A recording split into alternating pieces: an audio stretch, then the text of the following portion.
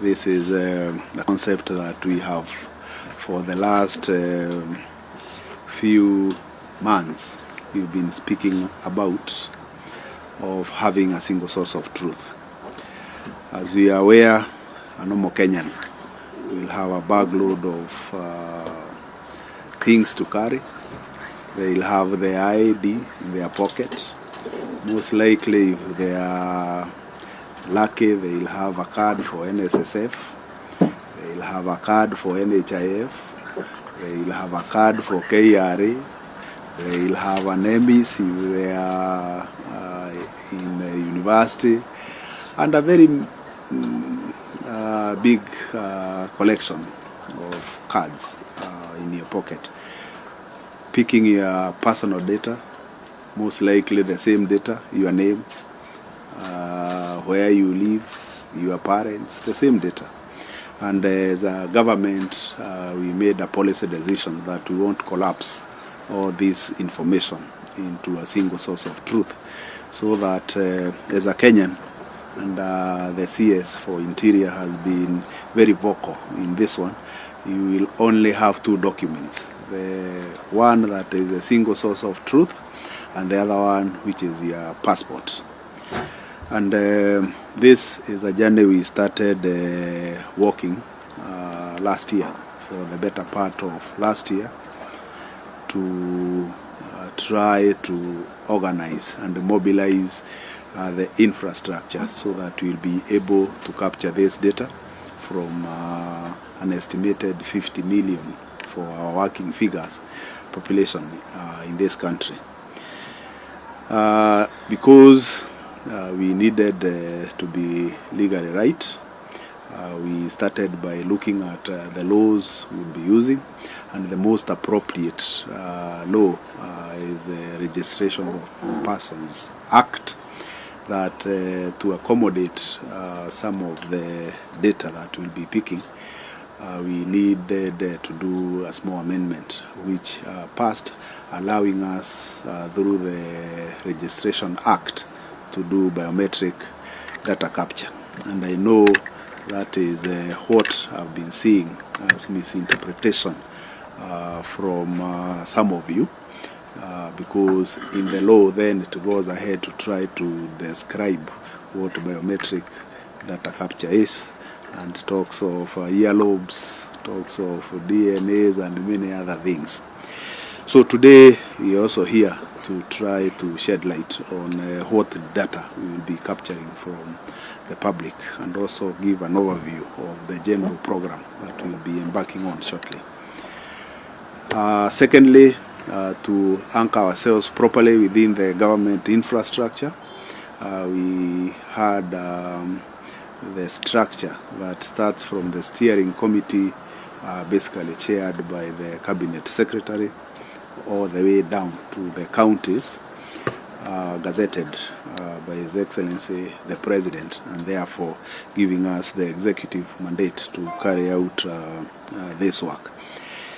Therefore, we have, as you may be aware, been aggressively recruiting the registration officers to attach to assistant chiefs, so that when we roll out this program, we'll be able to finish it within the shortest time possible. But for the data, and I've just carried with me the form as will be here, we will be capturing, and you will allow us, because it's still undergoing a bit of typesetting, you will allow me to just tell you what it contains. The first information we will be wanting from Kenyans when we roll out this is the digital photo, which is something that we have in our Registration of Persons Act. We'll be requiring biodata information, that is basically the name, the gender and date of birth. We'll be requiring information about your citizenship, whether you are a Kenyan citizen or a non-citizen, because we will be capturing data on anyone who is in this country. And for citizens, we'll be requiring data on your ID, your birth certificate, your NHIF number if you have, your NSSF number if you have, KRA PIN if you have, driver's license if you have, and birth certificate, which you must have, of course. For the non-citizens, we'll be requiring to know their nationality, country of origin, passport, and if they are here as aliens, then we will be requiring to know the status, and the status of people who are non-citizens allowed here in this country is known. We are either here on a work permit, on a pupil pass, asylum, special pass, and others. So we'll be requiring that category of people who are in our country to declare that. The next level of details, and because we also want to build family trees in our data center, is information about parents and guardians.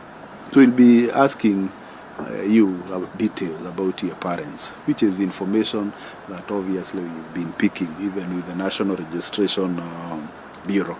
And therefore, we'll be asking you your father's name, your mother's name, and if you are under a guardian, we'll also be asking you for that guardian's name. And in some instances, the guardian is an institution. So when the guardian is an institution, we'll be asking for the details of that guardian.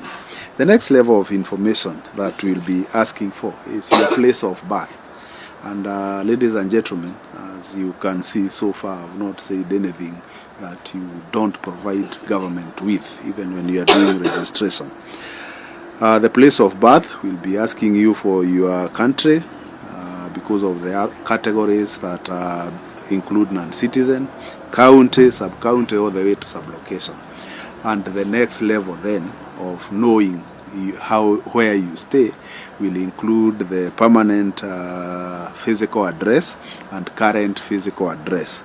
And the last one is a postal address and a cell phone number, and an email address if you have any, and a postal code if you have any. That is page 1 of our data capture form. Then the next level of our data capture will be on the marital status. The marital status, of course, we know the various category, and we've provided space for those who are married to give a list of their spouses. Then next level is about disability, whether the person before the registration officer is living with a disability or not, and if they are, then they specify the kind of disability, and this is basically also to help us in planning. The other level is on the level of education. We have those who are not students, and we have those who are students. For those who are not students, we'll be asking you your highest level of education, and for the student, we'll be asking for the time we are picking the data. What is your current status? And it goes from pre-primary all the way to postgraduate. Then if you are a student currently, we will expect that you have an NIS number that we'll ask for.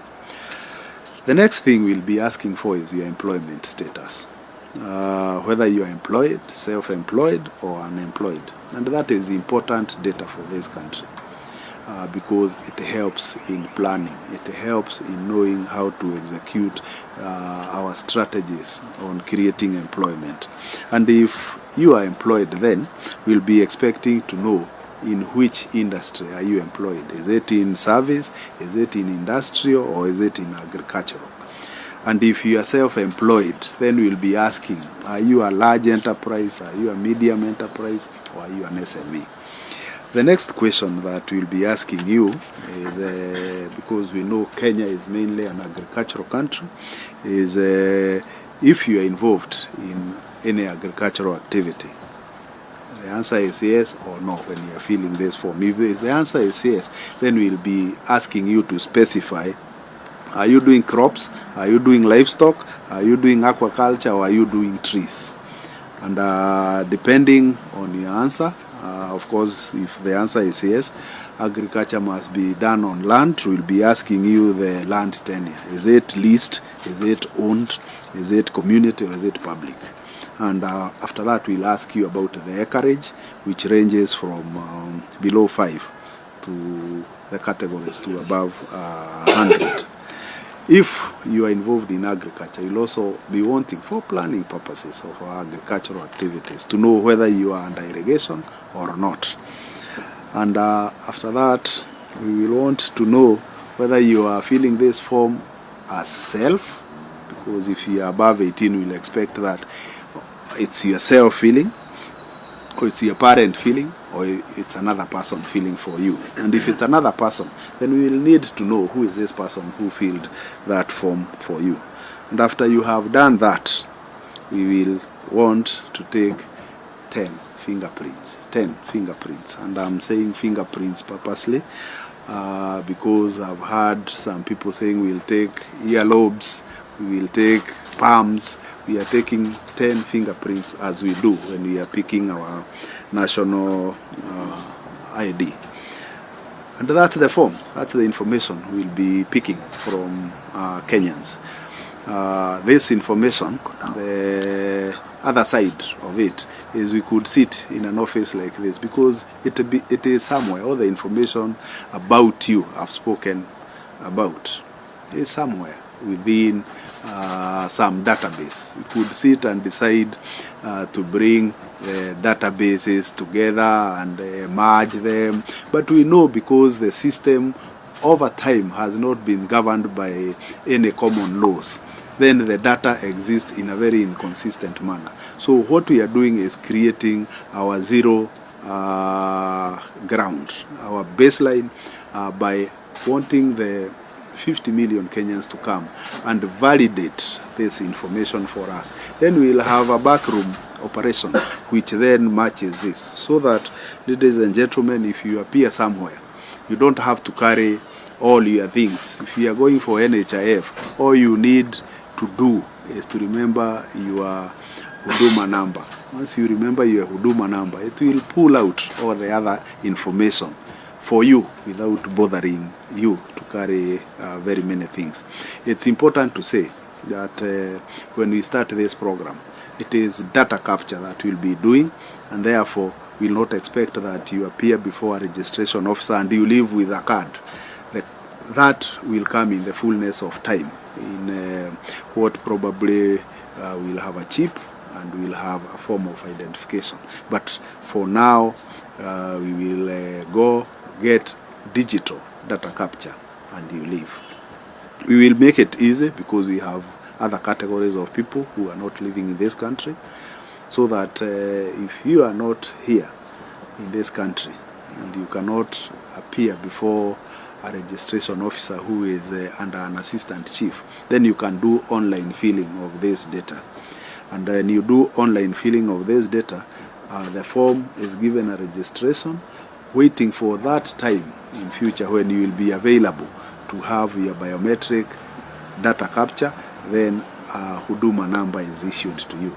And for us who are here and are able also to go online, instead of going to queue in an assistant chief's place to fill that information, we are providing it also online, so that you can fill it and just appear for digital biometric data capture at the assistant chief to save time. This program, we have done a lot of preparations. We are ready completely. All the things that we needed to buy are here with us. All the kits are here with us. And we are now very busy installing the software and doing the tests, hoping that on 15th of February, we will start having our pilot registration. We will pilot in 15 counties, I think 40 sublocations, 40 sublocations spread in the 15 counties, and those sublocations have specially been picked to cover all the possible terrains in our country. After the pilot project, which we project to take 2 weeks, we will sit back and check, process this data, see whether there are any touch-ups we need, whether there is any difficulties we need to adjust ourselves to, then start the real mass registration on March 15. to run for 45 days. So this is what we are planning to do, and I want to thank you very much for the interest that you have kept showing in this. But I hope that presentation has helped unbundle a bit of the suspicion that we have seen across our country, which is full of suspicions. Thank you very much.